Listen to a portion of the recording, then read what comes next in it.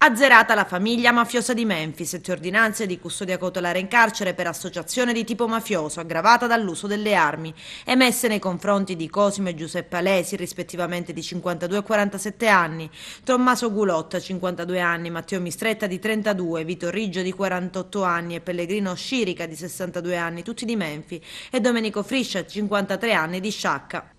Il blitz ordinato dalla Direzione Distrettuale Antimafia di Palermo con il nome in codice Operazione Opunzia, cioè Fico d'India, proprio a significare la proliferazione di Cosa Nostra anche laddove estirpata, è stato eseguito da 100 militari dell'Arma con l'ausilio di unità cinofile e metal detector per la ricerca di armi. L'indagine, che segue di poco la recente vasta operazione antimafia, convenzionalmente denominata Montagna, che ha già colpito 3 mandamenti agrigentini e 16 clan esse collegate, ha di fatto azzerato la famiglia mafiosa operante nel territorio di Menfi.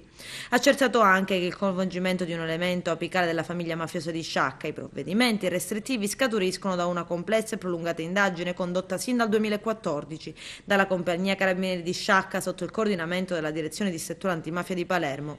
Gli arrestati sono accusati a vario titolo di associazione di tipo mafioso armata denominata Cosa Nostra, con l'aggravante dell'aver perseguito il controllo di attività economiche e di appalti pubblici. I carabinieri, attraverso una fitta rete di procedimenti e intercettazioni, sono riusciti a documentare come gli indagati avessero riorganizzato la famiglia mafiosa di Menfi dopo essere entrati in contatto con elementi del calibro di Leo Sutera, già capo del mandamento di Sambuca di Sicilia, e con il benestare di Pietro Campo, capo della famiglia mafiosa di Santa Margherita Belice di Montevago.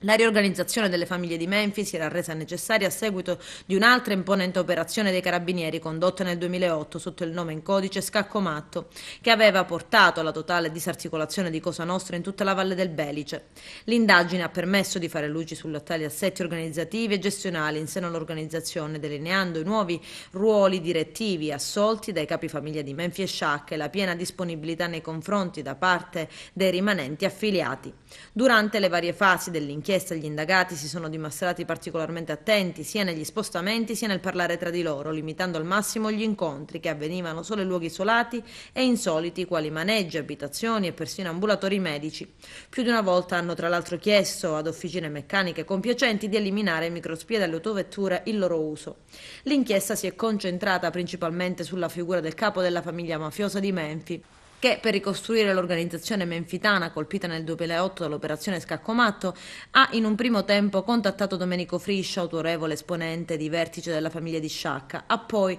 sondato il terreno con il medico Pellegrino Scirica al fine di comprendere se questo avesse preso o meno le redini dell'organizzazione in un momento di sbandamento. Infine, prima di muoversi per tessere la sua ragnatela di contatti con picciotti a sua disposizione, ha chiesto ed ottenuto l'autorizzazione di Pietro Campo in occasione di 2 incontri avvenuti rispettivamente il 30 giugno e il 9 luglio 2015. Ottenuta l'investitura, la rinata famiglia di Menfi ha ripreso il controllo del territorio, iniziando dal business dell'imposizione dei videopoker, delle slot machine negli esercizi commerciali. Si tratta di un'attività dei carabinieri che è stata portata a termine dopo un'indagine iniziata nel 2014 e che ha disarticolato la famiglia mafiosa di Menfi, che si era riorganizzata dopo un'altra operazione condotta sempre dai carabinieri nel 2008 denominata Scaccomatto e che aveva appunto annientato i vertici e la manovalanza della mafia agrigentina della Valle del Belice.